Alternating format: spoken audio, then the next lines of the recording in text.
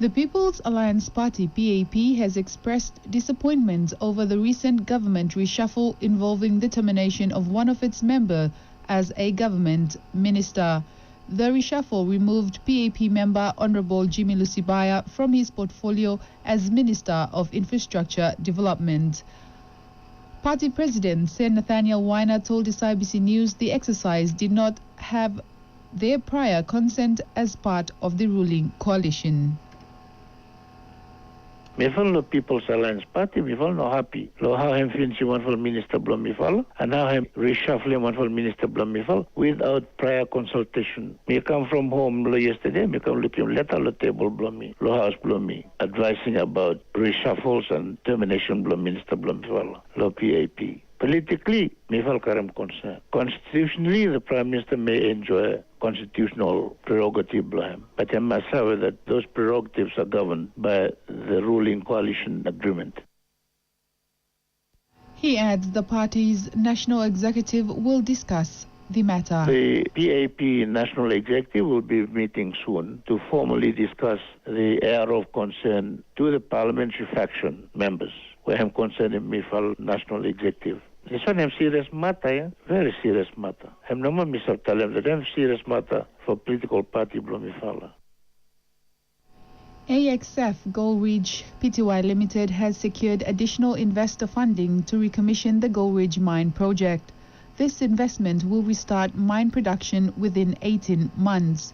Gold Ridge Community Investment Limited, which is made up of local landowners, owns 10% of Gold Ridge Mining Limited and agreed to partner with 90% shareholder AXF Gold Ridge. A media statement from AXF Gold Ridge says landowners believe the recommissioned mine can reach new heights if they work together.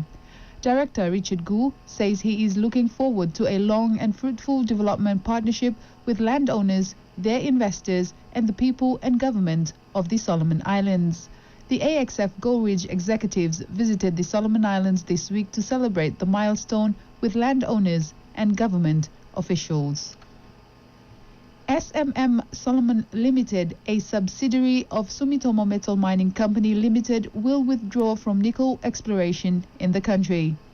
A media statement from the company's managing director, Yoritoshi Ochi, cites legal proceedings and harsh market conditions as reasons for the withdrawal. The company started securing prospecting licenses and exploring in 2005 and completed prospecting in Isabel and Choiseul in 2014. SMMS brought legal proceedings against Axiom KB Limited over the international tender areas in Isabel after its prospecting rights were cancelled. The case lasted 6 years and neither Axiom nor SMMS was granted rights over the international tender areas.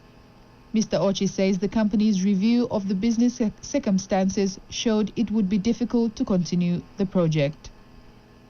You are listening to news from S.I.B.'s Unified Voice in Honiara.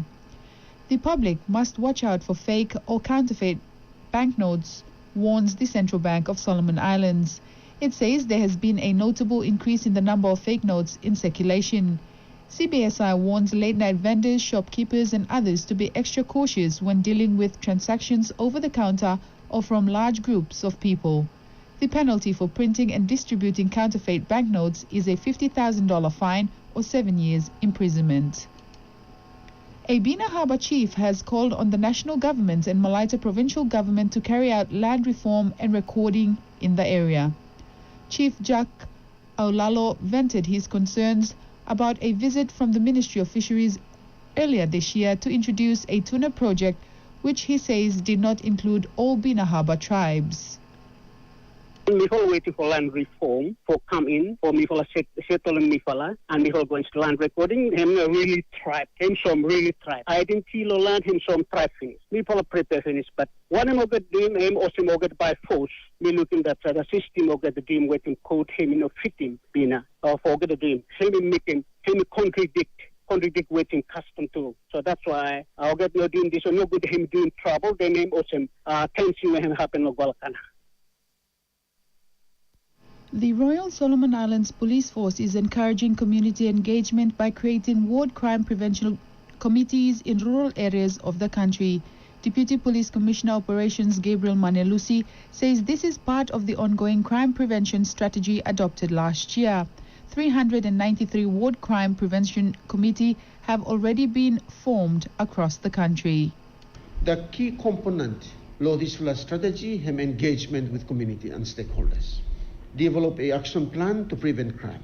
These include the underpinning principles of respect and value of custom and culture, including the role of leaders in the community and the role of chiefs to crime prevention and the strength of one-talk system. And also this is a collaboration approach. Mr. Manelusi adds 40 participants from various ward committees will be attending a crime prevention workshop in Yandina, Russell Islands later this month.